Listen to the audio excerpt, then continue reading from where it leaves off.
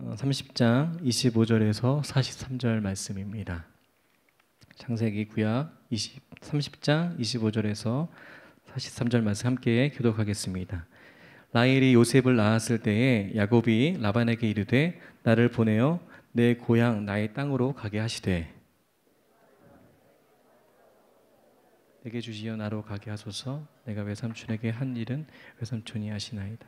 라반이 그에게 이르되 여호와께서 너로 말미암아 내게 복 주신 줄을 내가 깨달았나니 내가 나를 사랑스럽게 여기거든 그대로 있으라.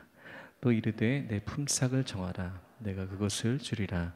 야곱이 그에게 이르되 내가 어떻게 외삼촌을 섬겼는지 어떻게 외삼촌의 가축을 쳤는지 외삼촌이 아시나이다. 내가 오기 전에는 외삼촌의 투유가 적더니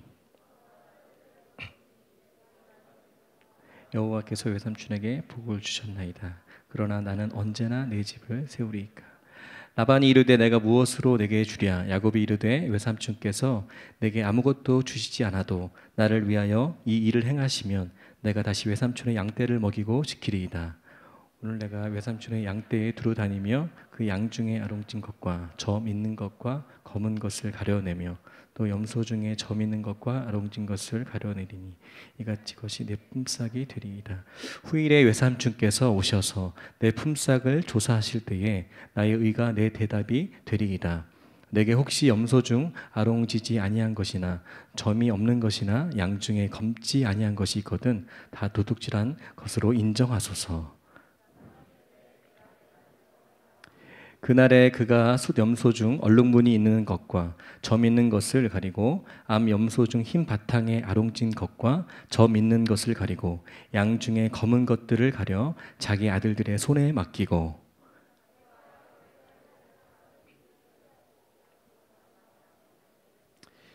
야곱이 버드나무와 살구나무와 신풍나무의 푸른 가지를 가져다가 그것들의 껍질을 벗겨 흰 나무를 내고 그 껍질 벗긴 가지를 양떼에 와서 먹는 개천의 물 구유에 세워 양떼를 향하게 하매 그떼가 물을 먹으러 올 때에 새끼를 베니 가지 앞에서 새끼를 뱀으로 얼룩얼룩한 것과 점이 있고 아롱진 것을 낳은지라.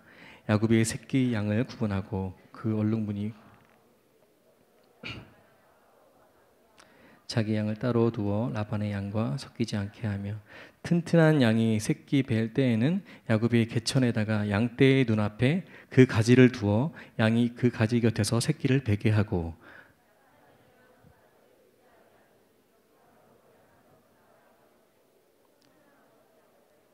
함께 43절 읽겠습니다. 시작.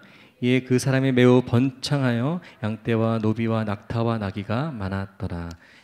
오늘 본문은 야곱의 비즈니스 이야기입니다. 일. 지난주는 야곱의 가족 얘기, 야곱의 아내가 누구였고 아이들이 어떻게 됐다라는 얘기였습니다. 야곱의 가족과 우리의 가족들이 별로 다르지 않아요.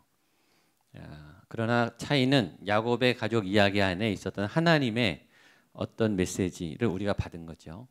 오늘도 야곱이 사업하는, 특별히 사업에 이제 라반 밑에서 14년을 이제 직원처럼 일하다가 이제 본인이 사업을 한번 시작하는, 창업을 하는 그런 과도기에서 야곱이 어떤 고난을 겪고 어떻게 성공하는가, 야곱의 비즈니스 이야기입니다.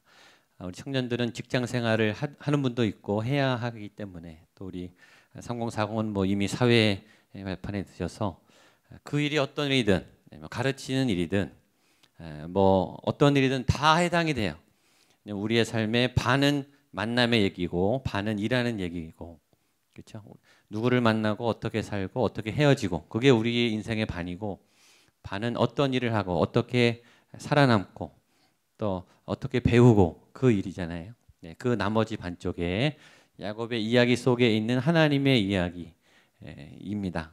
근데 오늘 제목이 뭐냐면 굉장히 좋죠. 한번 따라하시죠. 그 사람이 매우 번창하여. 따라하세요. 그 사람이 매우 번창하여. 성경에 있는 거예요. 그 사람은 야곱이죠. 그 사람에게 여러분의 이름을 넣어보세요. 속으로라도 누구가 매우 번창하여. 오늘 이 말씀이 여러분에게 담긴 말씀이 되고, 여러분이 사회적으로 또 기업에서 회사에서 직장에서 번창한 이 하나님의 원리를 배우고 또 이렇게 멋지게 승부를 내는, 그래서 하나님께도 영광을 돌리고 여러분의 삶도 풍성한 그런 사람이 되기를 축복합니다. 근데 그 시작은 어떻게 됐냐면 이 야곱이 고향을 돌아가고 싶은, 지금 고향에 돌아갈 방법이 없었다가 고향 생각이 났습니다. 25절 26절 말씀을 같이 보겠습니다. 시작. 라헬이 요셉을 낳았을 때 야곱이 라반에게 이르되 나를 보내어 내 고향 가게 하시되 내가 삼촌에게서 일하고 얻은 처자를 내게 주시어 나로 가게 하소서. 내가 외삼촌에게 한 일은 외삼촌이 하시나이다. 고향, 여러분의 고향은 어딘지 다 다르시겠죠. 구리가 고향이신 분도 있을 거예요. 구리를 안 떠나신 분도 있겠죠. 그러나 다른 지역이 고향인데 이곳에서 타향살이를 하는 제2 고향처럼 여기에 사시는 분도 있을 거예요. 저는 서울이 고향입니다. 그리고 고향을 떠나본 적이 없어요. 학교도 다 서울에도 나오고 교회도 다 서울에 있는 교회 다녔고 지금 구리에 있으니까 이게 뭐 서울이나 구리나 별 이 고향에 대한 느낌도 없고 고향에 대한 향수도 별로 없어요. 심지어 군대도 방위를 나왔기 때문에 집에서 출퇴근을 했어요. 그러니까 뭐 고향 이렇게 떨어져 본 적이 없어요. 가족들하고. 근데 하나님 저에게 그런 경험을 할 수 있도록 밴쿠버에 이민 목회를 2년 동안 하게 하셨죠. 저는 매년 1년에 한 5번, 6번 계속 해외를 나가봤어요. 10여 년 동안. 전 세계를 많이 다녔어요. 이제 주로 선교 여행, 강의하고 집회하러 많이 다녔고, 그다음에 때로 가족 여행 이렇게 갔죠. 그때 나가는 거하고 이민자로 가는 거는요 천지 차이예요. 짧게는 1박 2일, 길게는 4주 이렇게 왔다 갔다 해도 여행은 즐거워요. 선교 여행도 즐겁습니다. 근데 이민은 달라요. 이민 간 첫날부터 무서워져요. 내가 여기서 이제 살아야 되니까 돌아가지 않고 내가 여기서 살아야 된다라고 온 이동은 이게 느낌이 달라요. 그래서 굉장히 무섭고 고립되고 소외되고 막막하고 주변에 아무도 없는 것 같고 정말 아무도 없는 지역에 우리 가족만 딱 왔거든요. 그 밤에 무서웠던 거를 잊을 수가 없습니다. 그때 알았죠. 이게 고향을 떠난 분들은 이런 심정이겠구나. 그러니까 제 안에 한국 토종의 피가 흐른다는 걸 그때 확인한 거예요. 제가 그 도착한 첫날 제가 잘 먹지도 않는 그 비린 그 생선 찌개를 시켰어요. 제가 평소에 먹지도 않는 거예요. 생선 조림. 그리고 제가 국물 끝까지 핥아 먹었어요. 저도 모르게 이 한국이 그리우니까 이게 이 입맛으로부터 벌써 오더라고요. 이 밴쿠버에도 한국 식당이 있고 한국 음식점이 있는데 항상 2% 부족해요. 한국 맛이 안 나요. 심지어 떡볶이, 김밥도 한국 맛이 안 나요. 그러니까 거기서 제일 좋은 만찬은 뭐냐면 우리가 제일 행복하게 먹을 때는 한국 라면에 한국 김밥을 먹을 때예요. 제일 행복합니다. 제가 이민 갈 때 한국 라면 한 박스를 가져갔어요. 보물 상자입니다. 기념일날 하나씩 꺼내서 이제 끓여 먹는 거예요. 거기도 한국 라면이 있는데 MSG 맛이 달라요. 우리가 알잖아요. 이 한국의 이 MSG의 강력한 맛과 캐나다의 까다로운 식약청 허가를 받은 이 싱거운 MSG는 이게 달라요. 맛이. 그래서 한국 라면을 먹을 때 그 행복함. 그다음에 짜장면 집이 3개 있는데 저희 집에서 한 2, 30분 차 타고 가야 됩니다. 이제 한 달에 한 번 거기 가서 회식을 하는 거예요. 짜장면. 그리고 행복해 하는 거죠. 우리 가족들이. 그런데 밴쿠버 외곽 지역에 사는 분들은요. 한 2달에 3달에 한 번씩 5시간 차를 타고 와서 그 짜장면을 먹어요. 그리고 그냥 가지 않고 슈퍼마켓에서 한국 음식을 다 사가지고 가세요. 근데 자기 것만 사가는 게 아니라 그 동네 분들 다 주문을 받아가지고 와요. 그리고 같이 가는 거죠. 한 번에 나올 수 없으니까. 그게 이민자의 삶이더라고요. 우리 안에 임박인이 고향의 이 흔적이 우리 입맛에 몸에 배어 있는 이 엄마 냄새, 엄마의 그 밥상, 그죠? 그 입맛, 이게 굉장히 향수를 자극해요. 14년 동안 야곱이 잘 참았다가 이 병이 도진 거예요. 아, 고향 가고 싶다. 아, 엄마가 보고 싶다. 아빠가 보고 싶다. 이렇게 막 올라온 거죠. 그래서 내가 라반을 떠나야 되겠다.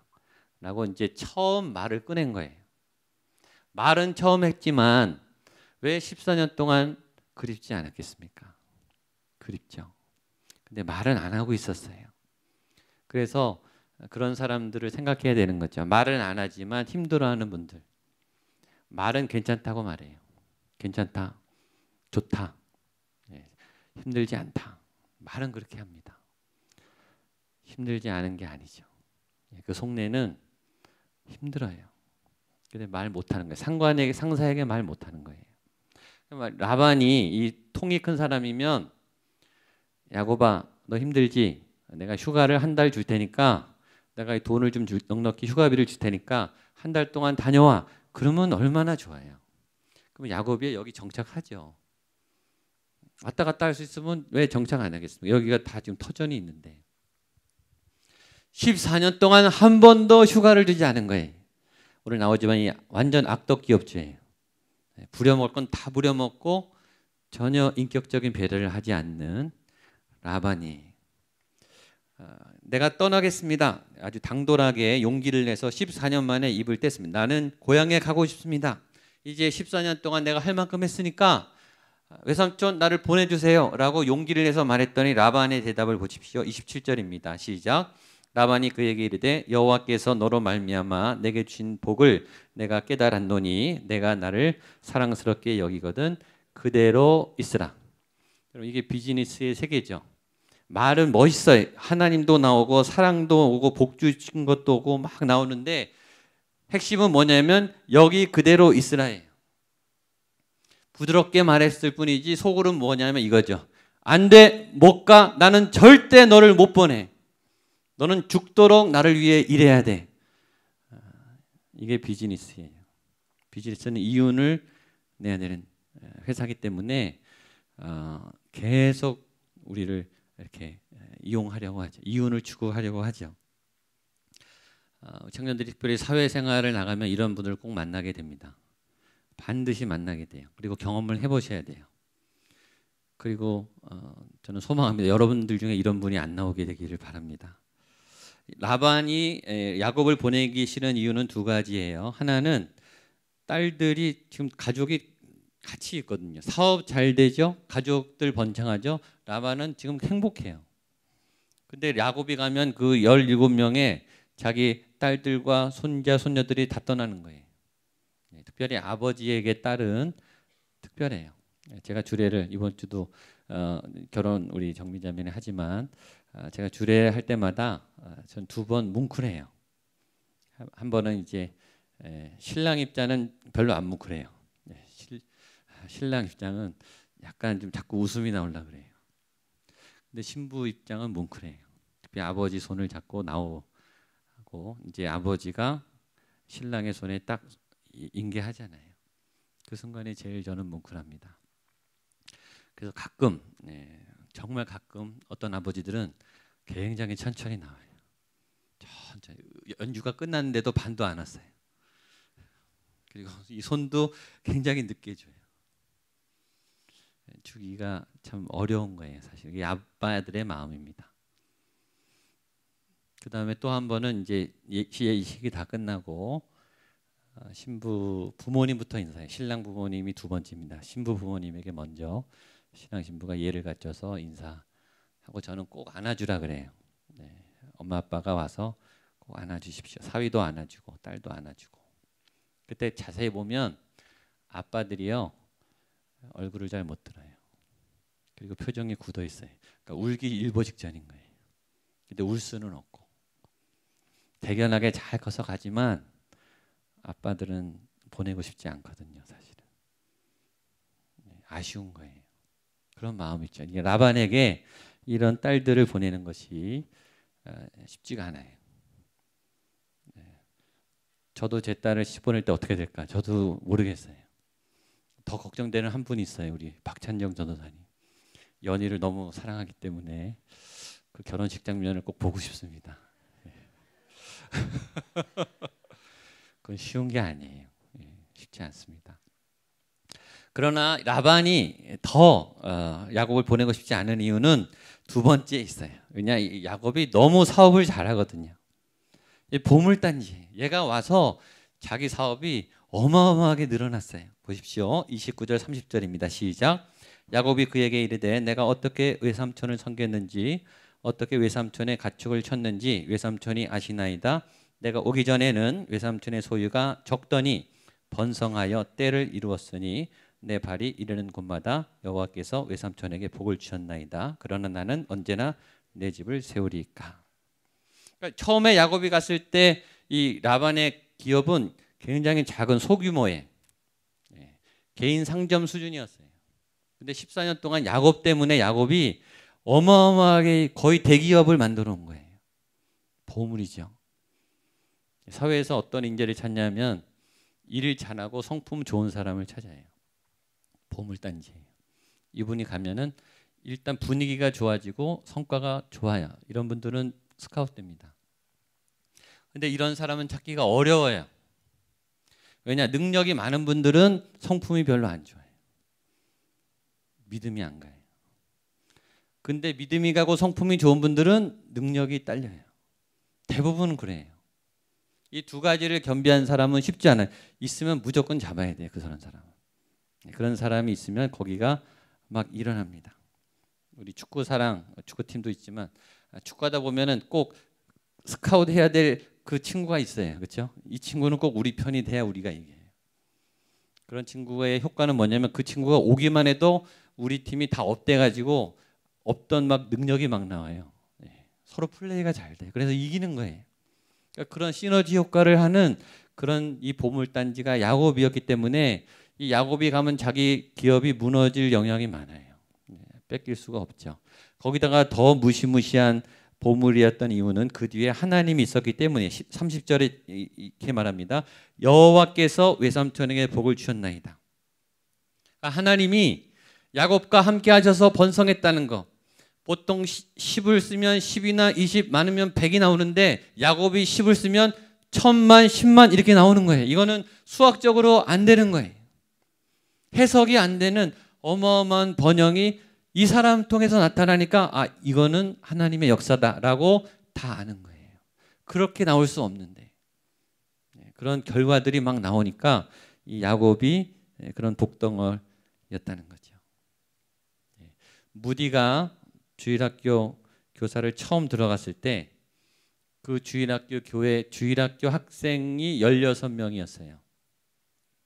근데 몇 년 있다가 무디 반만 500명이 됐어요. 한 4, 5년, 3, 4년? 그런 분 한 분만 나타나도 교회가 부흥하는 거죠. 그리고 그 교회 학교는 1000명이 됐어요. 그거는 사람이 하는 게 아니잖아요. 교회 학교가 그럴 수가 없잖아요. 그게 하나님이 하시는 거죠.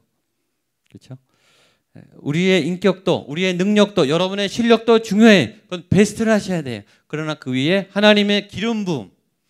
여러분 어디 가면은 특별히 교회 사역할 때 잘 보세요. 기름 부음이 있는 분이 있어요. 그분을 따라가면 잘 돼요. 그걸 찾아야 돼요. 저는 여러분에게 그 기름 부음이 있게 되기를 바랍니다. 거기에는 사람이 모이고 뭔가 재정이 모이고 역사가 막 일어나요. 그게 기름 부음이에요. 그 사람이 노력 위에 하나님이 막 부어주시는 거예요. 그게 기름 부음이에요. 그런 사람이 사회에서도 필요해요. 근데 놀고 탱자탱자하고 게으름 피는 야곱에게 그렇게 하나님이 주셨겠냐고요. 야곱도 베스트를 했겠죠. 야곱도 베스트를 하고 그 위에 하나님이 어마어마하게 부어주시는 거예요. 그게 우리의 비즈니스의 태도죠. 또한 그 비즈니스를 잘하는 것처럼 여러분 생존 세계에 나가면 정말 최선을 다하잖아요. 그러나 저는 여러분이 그 일만큼 회사에서 노력을 하는 만큼 실력을 쌓고 수능을 공부하는 만큼 직장 그 취업 공부를 하는 만큼 전 여러분이 영적인 베스트를 하기를 축복합니다. 제가 아는 많은 여러 부모님 중에는 성경 과외를 시키는 분이 있어요. 영성 훈련 과외를 시키는 분이 있어요. 일반 과외비 값을 주고 얘를 성경 공부를 시키고 기도 훈련을 시키고 제자 훈련을 돈 주고 시켜요. 특별히 영적 훈련 선생님들 데리고. 세푸마라는 학교가 있어요. 제가 전에 있던 교회의 세푸마 이름도 멋있어요. 우리 교회도 앞으로 이제 세워보려는 게 꿈이에요. 세푸마는 뭐냐면 세계를 품은 아이들이란 뜻이에요. 초등학생들이 전 세계로 아울리치를 가는 그룹이에요. 선교사님들. 선교 훈련을 하고 세계관 훈련을 하고 언어 훈련을 해서 애를 글로벌하게 세우겠다는 거예요. 꿈이. 그리고 선교가 목적이에요. 이 아이들을. 일단 이 돈이 시간이 쓰이는 이 분야가 다른 거예요. 하나님의 일은 하나님의 일이기 때문에 더 잘하셔야 돼요. 회사에서 프리젠테이션하고 회사에서 시험 볼 때 긴장하고 노력하는 것 이상으로 분반 공부에 시간을 쏟아야 돼요. 20분 안에 뭘 하냐? 광고는 15초예요, 여러분. 15초에 몇십억을 쏟아부어요. 15초를 뺏으려고. 15초에도 영향을 줄 수 있어요, 여러분. 20분은 긴 시간이에요. 짧은 시간이 아니에요. 엑기스를 쏟아부고 임팩트 있게 강력하게 교육하면 아이들 영적으로 도움 줄 수 있어요. 제가 주일 설교를 20분에서 30분밖에 안 해요. 일주일 내내 붙잡고 준비해요. 포스터 하나 거는데도 4번, 5번 제가 계속 바꾸나요. 하나님의 일이기 때문에 더 철저하게 하는 거예요. 저희 교회 사역은 3개월 전에 플랜이 다 나와요. 지금 11월 달까지 사역이 다 나왔어요. 지금 내년 계획 짜고 있어요. 그리고 계획 짠 거를 4명의 전임이 아침마다 붙들고 씨름하면서 매일 준비해요. 그래도 빵꾸납니다. 그래도 놓치는 게 많아요. 하나님의 일이기 때문에 더 잘해야 돼요, 여러분. 하나님의 은혜로 하고 대충 하고 때우려고 하고 옛날에 주워 들었던 상식 수준으로 막 하려고 하고 옛날에 배웠던 그 습관대로 여름 성어 끼고 하려고 하고 그건 안 돼요. 거기다가 어떤 분들은 교회 있는 걸 막 집으로 가져가요. 자기 것처럼. 큰일 나죠. 하나님의 일은 더 잘하셔야 돼요. 더 최선을 다하셔야 돼요.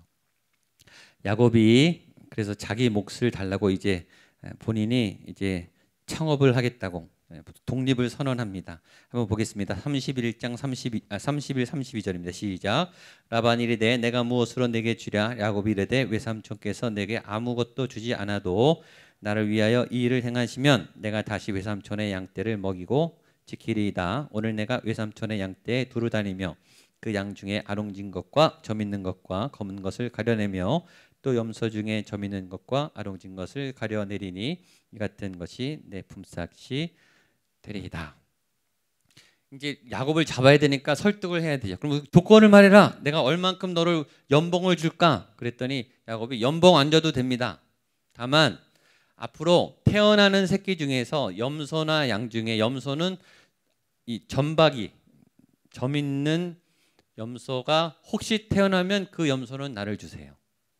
그 다음에 양 중에서 검은색 양이 태어나면 저를 주세요. 그거면 됩니다. 그것만 허락하면 내가 계속 당신을 위해서 일하겠습니다. 이게 계약 조건이에요. 여러분 염소는 색깔이 검든지 희든지예요. 점박이 염소 보셨습니까? 어쩌다 가끔 나와요. 점박이 염소는 저도 본 것 같아요. 여러분 검은 양 보신 분? 검은 양은 거의 없어요. 저도 본 적이 없어요. 검은 양. 그러니까 거의 가능성이 희박한 그 확률에 지금 인생을 건 거예요. 왜냐하면 그렇게 불리하게 해야 라반이 놔주거든요. 라반이 어떤 사람인데요? 절대 안 놔주죠. 불리하게 계약을 해야 겨우 놔주니까 이게 힘없는 의리의 선택이에요. 당할 수밖에 없어요. 끌려갈 수밖에 없어요. 그렇게라도 계약을 했어요. 모험이죠. 근데 그 계약을 해놓고 라반이 한 일을 보면 기가 막힙니다. 35절 36절입니다. 시작. 그날에 그가 순염소 중 얼룩무늬 있는 것과 점 있는 것을 가리고 암염소 중 흰 바탕에 아롱진 것과 점 있는 것을 가리고 양 중에 검은 것들을 가려 자기 아들들의 손에 맡기고 자기와 야곱의 사이를 사흘길이 뜨게 하였고 야곱은 라반의 남은 양떼를 치니라. 계약을 앞으로 그런 양이 나오면 너 다 가져 이렇게 해놓고 그 다음날 뒤로 와서 어떻게 하냐면은 거기 그런 양들을 다 골라요. 점 있는 점박이와 검은 양들을 따로 다 분류합니다. 그리고 누굴 줘요? 자기 아들을 딱 줍니다. 그리고 전혀 그렇게 태어날 가능성이 없는 희고 검은 그런 양하고 염소만 골라서 조치를 어떻게 하냐면 사흘길 뜨게 하여, 사흘이나 먼데 저쪽에다가 전혀 접촉 못하게 거기서 양을 치르는 거예요. 이제 거의 태어날 확률이 없게 만든 거죠. 이 비즈니스의 세계죠. 계약할 때는 웃으면서 해요. 겉은. 속으로는 절대 못 먹게, 못 가져가게 다 방어막을 치는 거예요. 아주 냉정하죠. 너는 절대 못 일어나. 너는 절대 나를 떠날 수 없어. 이렇게. 여러분 사회에 나가면 이런 분들을 이미 만나신 분도 아마 계실 거예요. 더 놀라운 것은 이분이 하나님을 믿는 분이라는 거죠. 그런 하나님을 믿는 상사를 만나게 될 거예요. 더 놀라운 것은 이분이 가족이라는 거예요. 야곱의 외삼촌이고 야곱의 장인어른이 이런 못된 일을 한다는 거죠. 그래도 야곱은 거기서 시작합니다. 우리 보겠습니다. 37절로 39절 보겠습니다. 시작. 야곱이 버드나무와 살구나무와 나무의 푸른 가지를 가져다가 그들의 껍질을 벗긴 흰 무늬를 내고 그 껍질이 벗긴 가지를 양떼가 와서 먹는 개천의 물구유에 세워 양떼를 향하게 하매 그때가 물을 먹으러 새끼를 베니 가지 앞에서 새끼를 뱀으로 얼룩얼룩한 것과 점이 있고 아롱진 것을 낳은지라. 야곱에게 무슨 비법이 있었는지 야곱이 얘기하는 그런 새끼가 자꾸 태어나는 거예요. 무슨 이상한 가지 나무를 먹였더니 그렇게 됐다라는 거죠. 이걸 유전학적으로 아니면 품종 개량으로 야곱이 그동안 14년 동안 노하우가 생겨서 특별한 비법이 있다 이렇게도 주석이 해석을 합니다.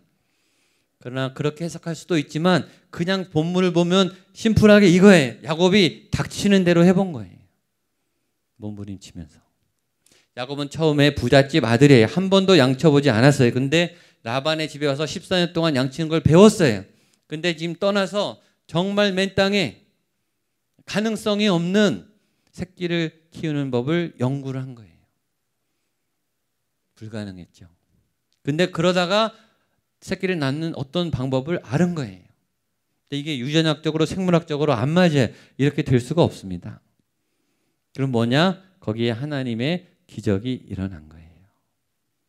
하나님이 도와주신 거예요. 어떤 현장에 최선을 다해서 눈물을 흘리고 땀을 흘리는 얼마나 많은 실패를 했겠습니까? 얼마나 많은 낙담이 왔겠어요. 이게 한두 번에 됐겠냐고요. 최소한 6년 걸렸어요. 6년. 그러나 결과는 번성했습니다. 43절입니다. 마지막 시작. 이에 그 사람이 매우 번창하여 양떼와 노비와 낙타와 나귀가 많았더라. 믿음은 알라딘의 램프가 아니에요. 마술 주문이 아니에요. 기도하면 짠 생기고 기도하면 짠 생기고. 여러분 그렇게 생기면 더 위험해요. 그런 분들이 기도를 꾸준히 하겠습니까? 믿음이 자라겠어요? 하나님은 그렇게 역사 안 하세요. 하나님은 열심히 땀을 흘리는 과정 중에서 그리고 노력하는 기도하는 그 성실한 일꾼에게 복을 주세요. 그 사람이 매우 번창하여 이에 그 사람이 매우 번창하여 열심히 일하는 그 위에 하나님께서 복을 주셔서 지난주 세계 증시가 초긴장을 했어요. 중국 때문에. 알 수가 없어요. 아무도. 미국도 안전하지 않아요. 지금 전 세계가 다 지금 묶여 있습니다. 비즈니스의 세계는요. 아무도 예측을 못해요. 여러분. 일단 가는 거죠. 하는 거예요. 그리고 최선을 다하는 거예요. 사람과 인맥과 정보와 다 동원해서 하는 거예요. 그 위에 은혜가 있어야 됩니다. 마지막 이 신의 한 수, 진짜 하나님의 마지막 도움이 있어야 돼요. 저는 여러분들의 그 앞길에 이런 야곱과 같은 이런 아름다운 열매가 맺히기를 주님의 이름으로 축복합니다.